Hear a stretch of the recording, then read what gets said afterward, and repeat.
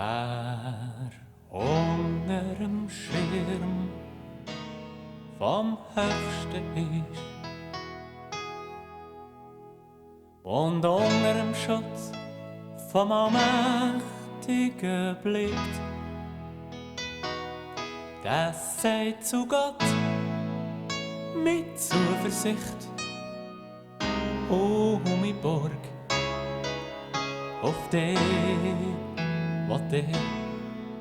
vertrauen.